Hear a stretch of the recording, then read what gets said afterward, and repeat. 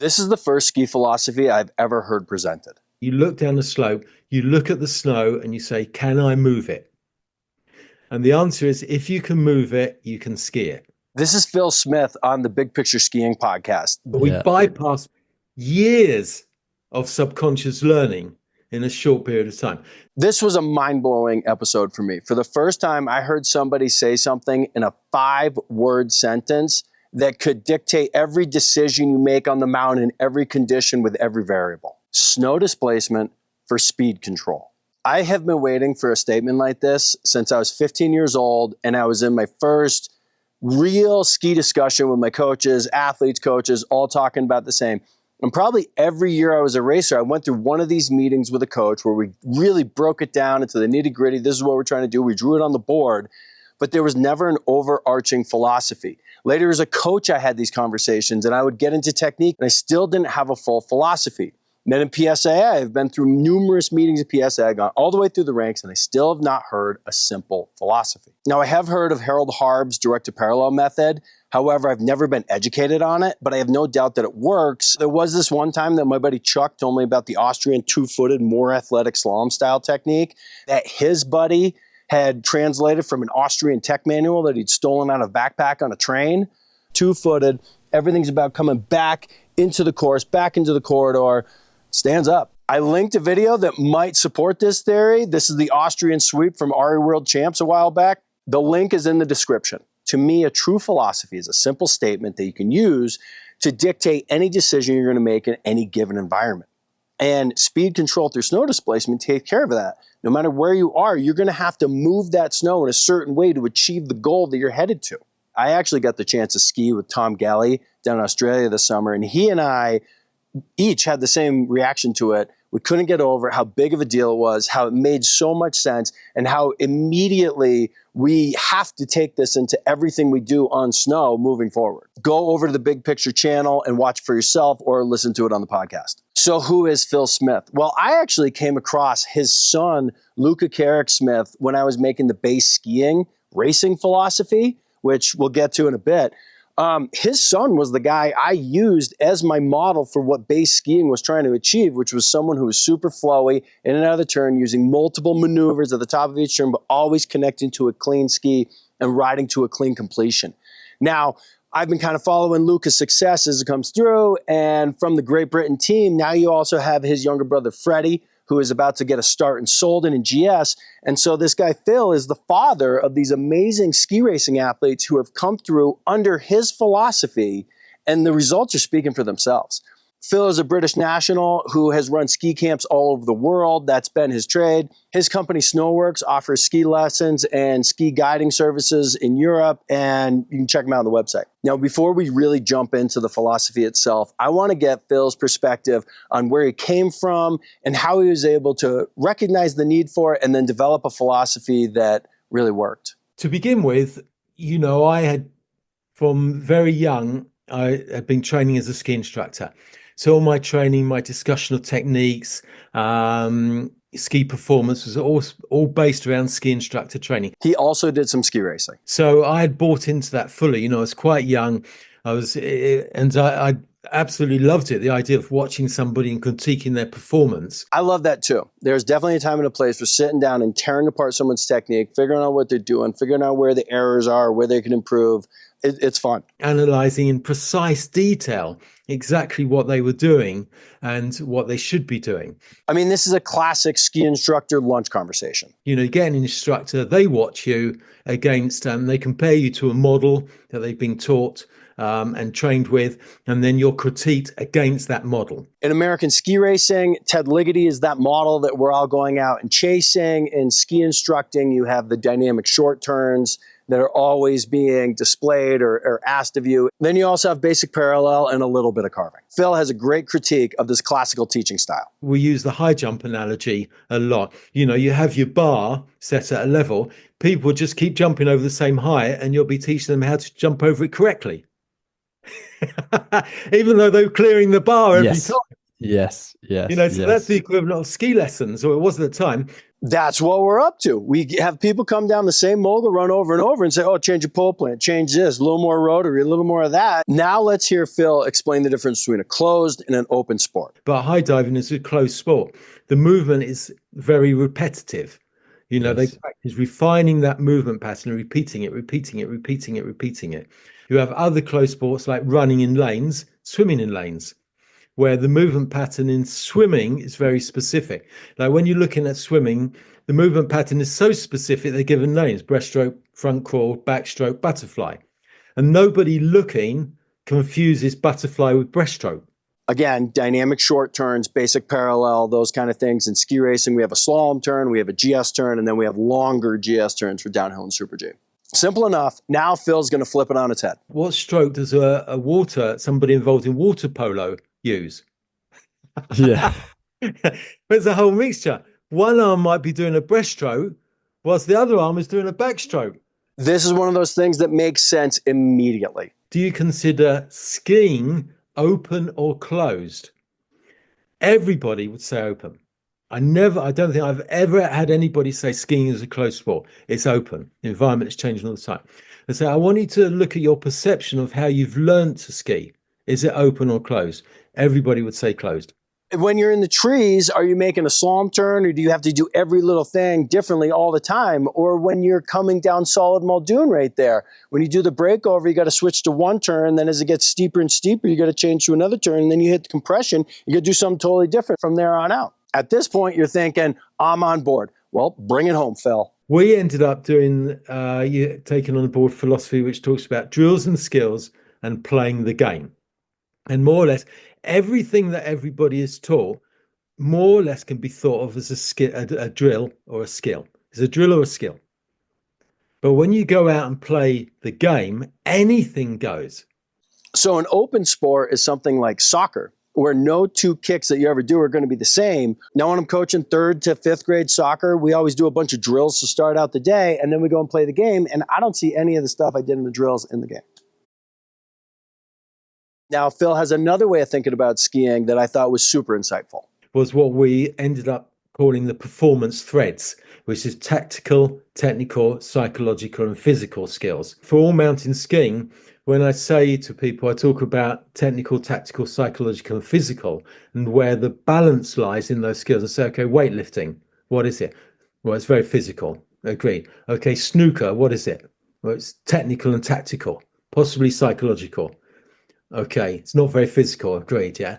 And I go for all these sports trying to get the balance. And again, I say, how do you consider skiing? Everybody, again, it's a bit like the open environment, say equal, all four. Yeah. And then I say, okay, so it's 25% technical, 25% tactical, 25% physical, 25% psychological. Agreed? Yeah. Yeah. How do you rate your learning based on those 4 things? And everybody would say 90% technical.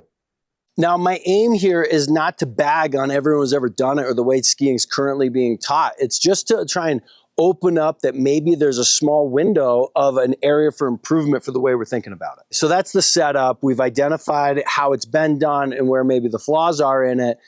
Now it's time to go through the pivotal moments that led Phil to create his snow displacement philosophy. So I guess the very first moment was when myself and a few mates got some snowboards out and went snowboarding, and went, wow, this is fun. There was no structure because it was a new sport.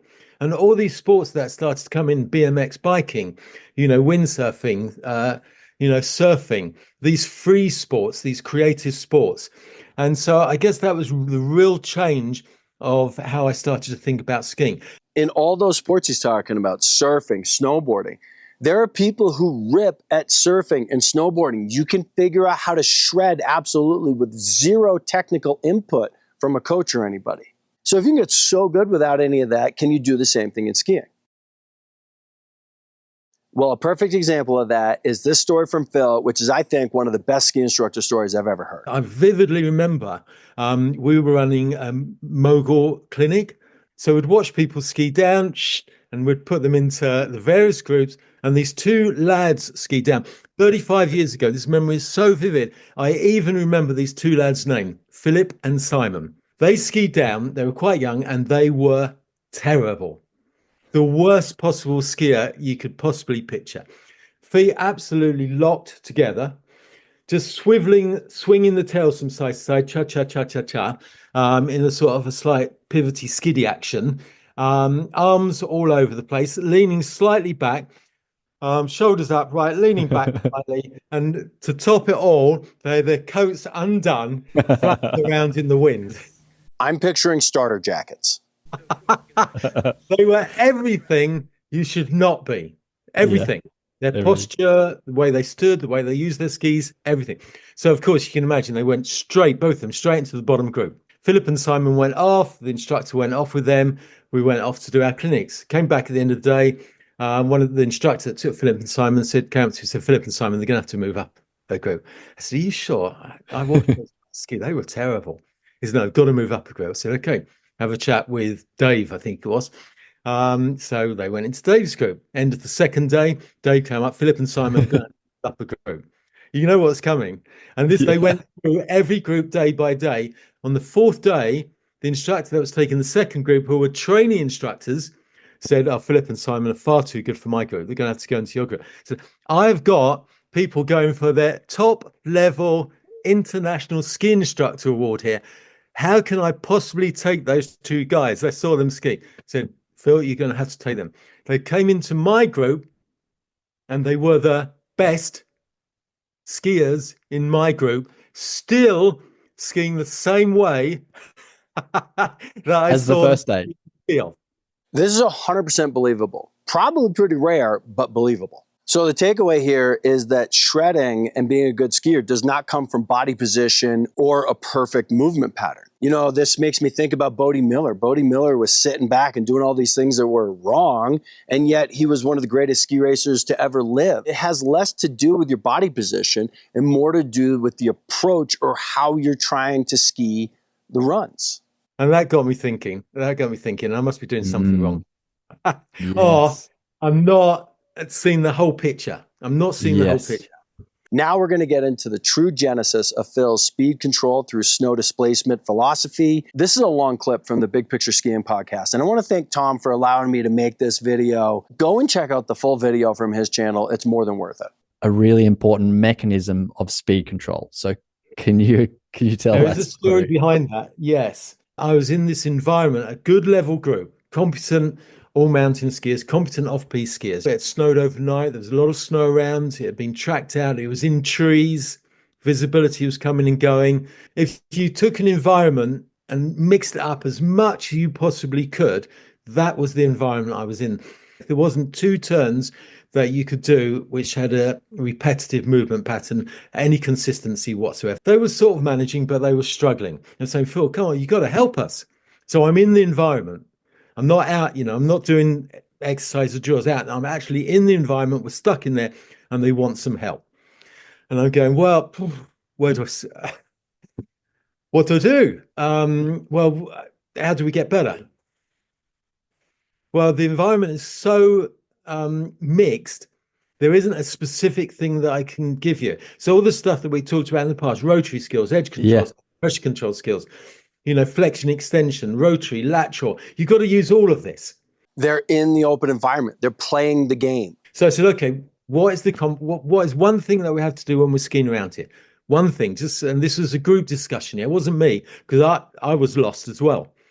I said, give me one thing wherever we are, whether we're skiing through the powder, skiing through the tracks, the bumpy sections, through the trees, off jumps, whatever happens to be one thing. And everybody said, well, we've got to control our speed. Okay, so we've got to control our speed. So that became the defining thing. We've got to control our speed. So we started to discuss this. Well, how do we control our speed?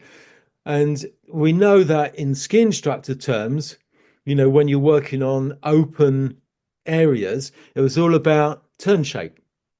In the ski racing world, I've always heard coaches talk about bringing shape into a transition section. Some place where you're coming in fast and it breaks over and it gets steeper, and they say, okay, bring more shape. Just arc the turn more to slow yourself down, which is like... skiing is taught as though you're on a bicycle with no brakes. Yeah, running a bicycle with no brakes. So if you had no brakes on a bicycle, you could whip it out and turn it. Well, good luck with that, okay? Your other option on the bike would be to skid the rear tire or use some kind of brakes, okay? But in these coaching conversations I've had in the past, I'll tell kids coming into that breakover, throw a little slide on the way in, a stiv, a feather, or butter, control your speed and get yourself to the right pace to achieve a good run down the pitch. And I've been yelled at by these bring shape coaches that I can't tell them that, but yet they're loop it out, bicycle no brakes, bring it around is a better way to talk about it. Round turn. It's all about taking the curve and coming back round up the curve at the end. We can't, where we were, that just was not possible. You know, you take a nice curve, you're going to end up one ski either side of a tree. Okay, well, what else? Well, skid. Well, there's nowhere to skid. You know, we're in soft snow, track snow. There isn't anywhere where we could create skid to control speed. There's nowhere. So then we started going, well, are we actually controlling our speed? And we started to talk about snow, the one substance that we use to control our speed is snow. And that seems to be the missing link. Crazy, isn't it? Here we are, we need snow, and no one talks about it. Yeah. So we talk about speed control as though that snow doesn't exist, you know, turn shape, skidding. Yeah. Where's the snow in that? Back to the bicycle no brakes analogy. So we started to talk about snow, and then we talked about moving snow. Yeah, we've got to move the snow. Because we all know that when people ski, snow sprays up. So there's obviously some kind of movement going on, a play between you and the mountain, you and the snow. So we started to talk about snow, and we were coming off these jumps into thigh-deep snow. Thigh-deep powder on a day like that, they're figuring out the philosophy that works for ski racing in every other situation. Amazing. So we immediately got snow, you know, our thighs pushing through the snow, which controlled our speed. And there was other times where, you know, we'd have to shove it with our bases, and all sorts of things. So, and it was actually one person in the group that came up with the word snow displacement, you know, so, and I said, yeah, that is the word. We are moving or displacing snow. We're constantly moving or displacing snow. The statement is perfect because of its simplicity. And then when I got into snow displacement, I just couldn't get away from it. Okay, so that's the genesis of it. Fantastic. It's amazing. It really works well. Phil is going to give some really great examples how to use it in the real world. But first, I want to do the thing that I hate when people do, which is like, oh, I already do this, therefore I'm already, well, not exactly. I have not had Phil's philosophy with me. However, what I've always done as a ski instructor and as a coach is talk about the snow with the kids. You can get on the same page with somebody immediately if you're talking about the snow. A lot of times it's talking about what's bad about the snow. You say, oh, it's a little mashed potato-y, or it's a little bally, huh, isn't it? And the person will be like, oh, okay, so you're feeling what I'm feeling, and it's difficult for you. And you can create a lot of trust by talking about the snow. But I hadn't taken it to the step further of exclusively talking about the snow. And okay, well, since it is this bally thing, you're just going to have to ride those balls, and on your way into this chundery kind of weird surface, just get balanced, know that it's going to break on you, and just keep balancing upon that and try and push as little of that snow into the air, but just try and compact it as you're going through. Boom, lesson done. Now Phil has this great insight that I think even improves the example I just gave. Well, are you pushing the snow sideways or just applying pressure to the ski? And so it was the same, isn't it? Said, and this was another guy that said, no, it's completely different. One is actually your edges of the skis are moving sideways and there's a displacement of the snow. And the other one is the ski is staying in the same place and you're increasing the pressure on the ski against the snow. Okay, so when you're in the middle of the turn, you're pushing and the ski's locked in on arc, you can push harder in the ski to tighten the radius, and that would be that pressure that you're just pushing into the snow. And then as you come out of that turn and then drift the skis in, any amount of drift, any amount of sliding is pressure that you're putting and scraping the top of the snow off. It's the difference between scraping the top layer of snow off and spraying it and locking the ski on edge and pushing as hard as you can and riding through the middle while the ski is up on its platform on the base, and maybe you're getting a little lip of snow going over like a wave, but it's not spraying anymore. The transition from that pushing of the snow and spraying into that locked in carve where you're just pushing more pressure into the snow, the spray to the locked in and pushing into the snow is what I call the sting. going from the slide into the lock. And then you start working on the amount of snow that you can move, how quickly you can move snow, which part of the turn are you moving snow? Are you moving snow at the start, middle, end? Do you want to move more at the start, less at the end if you're a ski racer or whatever, or less snow? He says it perfectly. You want to move more snow at the top of the turn than the bottom of the turn. You're allowed to spray the snow coming in. You got to lock in, have a clean completion. Clean completion, no spray coming off the skis. This is exactly where I've been going. So it came into ski racing as well. Snow displacement wasn't about just moving snow. It was about not moving snow. So consequently, I could suddenly get ski racers traveling a lot faster than they'd ever gone through a course before, simply by them being aware of snow displacement. Okay, now we're going to get into how this is a philosophy and not just an idea for one thing. So that's a phenomenal ski racing example. Well, let's check this out and see how it works in the moguls. You know, when you look at teaching moguls, it's all about rotary control, pole plant, the way the upper body faces, flexing, extending. But none of that controls your speed. None of it. It helps you to control the amount of snow you move. So yeah, flexing, extending helps you to stay in the snow so you can move snow.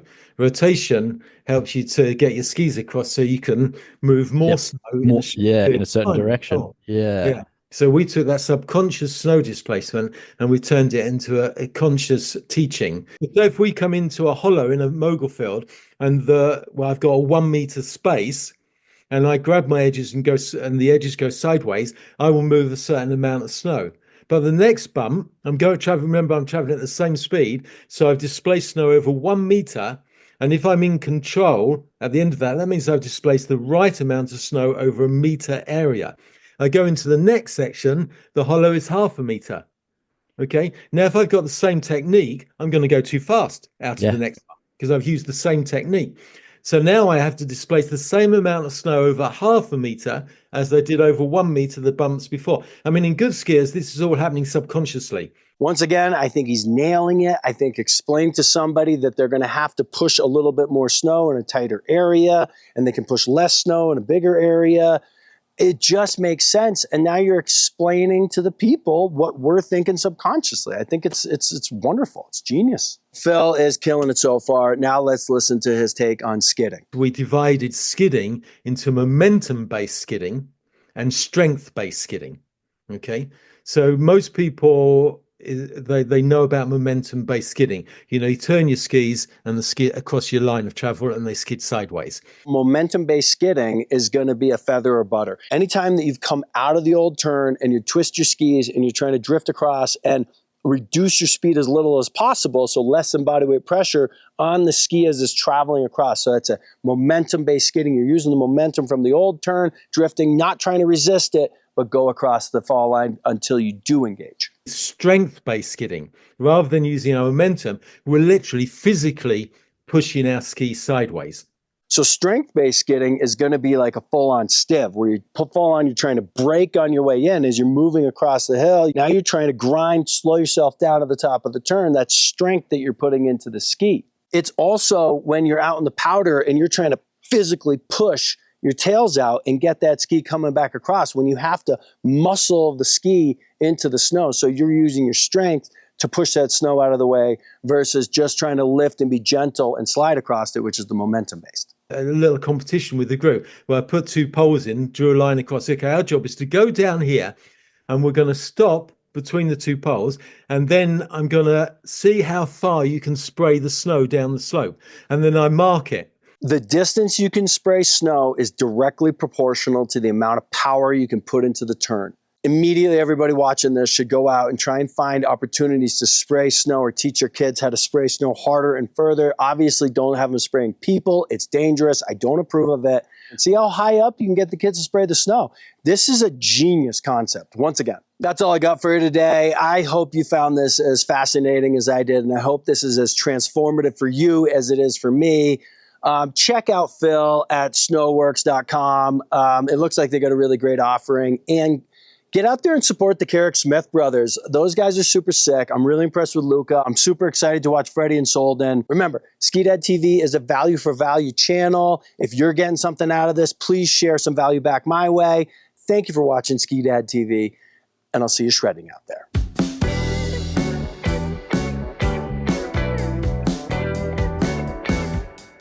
That took forever.